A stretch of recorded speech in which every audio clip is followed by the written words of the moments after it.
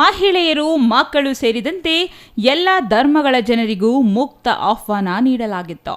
ಶಾಸಕ ಎಸ್.ಎನ್. ಸುಬ್ಬಾರೆಡ್ಡಿ ಮಾತನಾಡಿ, ದೇಶದಲ್ಲಿ ಧರ್ಮ ಹಾಗೂ ದೇವರ ಹೆಸರಿನ ಮೇಲೆ ಜನರ ಮನಸ್ಸು ಮತ್ತು ಭಾವನೆಗಳನ್ನು ವಿಭಜಿಸುವ ಕೆಲಸ ನಡೆಯುತ್ತಿದೆ. ಆದರೆ ಈ ರೀತಿ ಮಸೀದಿ ದರ್ಶನ ಮಾಡಿರುವುದು ವಿಶೇಷ. ದೇವರು ಒಬ್ಬರೇ, ನಾಮ ಹಲವು ಎಂಬ ಮನೋಭಾವ ಪ್ರತಿಯೊಬ್ಬರಲ್ಲಿ ಬರಬೇಕಿದೆ ಎಂದರು.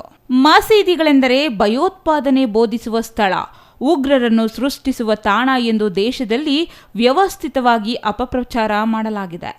ಆದರೆ ಮಸೀದಿಗಳಲ್ಲಿ ಅಂತಹ ಯಾವುದೇ ಉಗ್ರಗಾಮಿ ಚಟುವಟಿಕೆ ನಡೆಯುತ್ತಿಲ್ಲ ಅಥವಾ ಅನ್ಯ ಧರ್ಮೀಯರ ಬಗ್ಗೆ ಯಾವುದೇ ವಿಷಬೀಜ ಬಿತ್ತುತ್ತಿಲ್ಲ ಎಂಬುದನ್ನು ಸಾರಿ ಹೇಳುವ ರೀತಿಯಲ್ಲಿ ಈ ದಿನ ಮಸೀದಿ ದರ್ಶನ ಇಡೀ ದೇಶಕ್ಕೆ ಮಾದರಿಯಾಗಿದೆ ಎಂದರು. ಈ ಸಂದರ್ಭದಲ್ಲಿ ಮಸೀದಿ ದರ್ಶನಕ್ಕೆ ಬರುವ ಅತಿಥಿಗಳಿಗೆ ಗೌರವಪೂರ್ವಕವಾಗಿ ಧಾರ್ಮಿಕ ಅರಿವು ಮೂಡಿಸುವ ಪುಸ್ತಕಗಳನ್ನು ವಿತರಿಸಲಾಗುವುದು. ಲಘು ಉಪಹಾರದ ವ್ಯವಸ್ಥೆಯನ್ನು ಮಾಡಲಾಗುತ್ತಿದೆ. ಹಲವು ಗಣ್ಯರು ಮಸೀದಿ ಪ್ರವೇಶ ಕಾರ್ಯಕ್ರಮದಲ್ಲಿ ಭಾಗವಹಿಸಿದ್ದರು. ಸಾವಿರಾರು ಜನರು ಮಸೀದಿ ನೋಡಲು ಬಂದು ಮಸೀದಿಯನ್ನು ವೀಕ್ಷಣೆ ಮಾಡಿ ಆತಿಥ್ಯ ಸ್ವೀಕರಿಸಿ ತೆರಳಿದರು. ಮಹಿಳೆಯರು, ಮಕ್ಕಳು ಸೇರಿದಂತೆ ಹಲವರು ಮಸೀದಿ ವೀಕ್ಷಣೆ ಮಾಡಿ ತಮ್ಮ ಅನುಭವಗಳನ್ನು ಹಂಚಿಕೊಂಡರು. ನಮಸ್ಕರಿಸಿ, ಈ ದಿನ ಮಸೀದಿ ದರ್ಶನ ಅಂತ ನಿಜವಾಗಲೂ ಈ ಭಾರತ ದೇಶದಲ್ಲಿ ನಾವೆಲ್ಲ ಒಂದೇ ಅನ್ನೋವಂಥ ಭಾವನೆ ತರಕ್ಕೆ ಇದೊಂದು ಕಾರ್ಯಕ್ರಮ.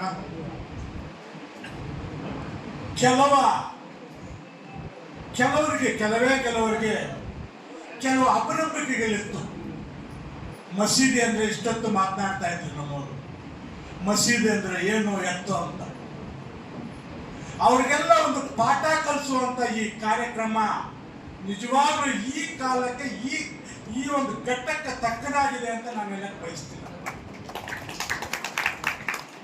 ನೋಡಿ, ಒಂದು ಧರ್ಮ ಇರಲಿ, ಒಂದು ಜಾತಿ ಇರಲಿ, ಏನೇ ಇರಲಿ, ಎಲ್ಲರೂ ಕೆಟ್ಟವರಾಗಕ್ಕೂ ಸಾಧ್ಯ ಇಲ್ಲ, ಎಲ್ಲರೂ ಒಳ್ಳೆಯವರಾಗಕ್ಕೂ ಸಾಧ್ಯ ಇಲ್ಲ.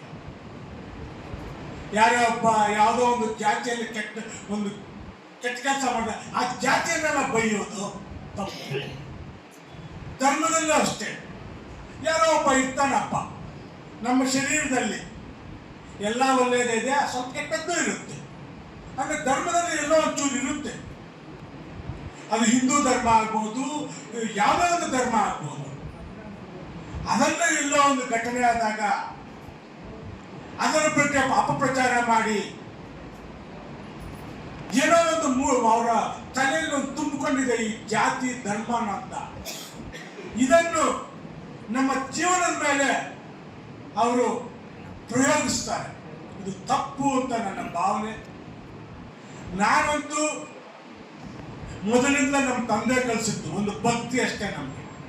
ಇನ್ನು ಈ ಸಂದರ್ಭದಲ್ಲಿ ತಹಸೀಲ್ದಾರ್ ಪ್ರಶಾಂತ್ ಕೆ ಪಾಟೀಲ್, ತಾಲೂಕು ಆರೋಗ್ಯಾಧಿಕಾರಿ ಡಾಕ್ಟರ್ ಸತ್ಯನಾರಾಯಣ, ಫಾರೂಕ್, ಮಸೀದಿ ಅಧ್ಯಕ್ಷ ಮುನೀರ್ ಅಹಮದ್, ಫಾರೂಕ್, ಉಪಾಧ್ಯಕ್ಷ ವಜೀರ್, ಮುನೀರ್ ಅಹಮದ್, ನೂರುಲ್ಲಾ, ಕರವೇ ತಾಲೂಕು ಅಧ್ಯಕ್ಷ ಹರೀಶ್ ಮತ್ತಿತರರು ಹಾಜರಿದ್ದರು. Subbu, CTV news, Bagepalli.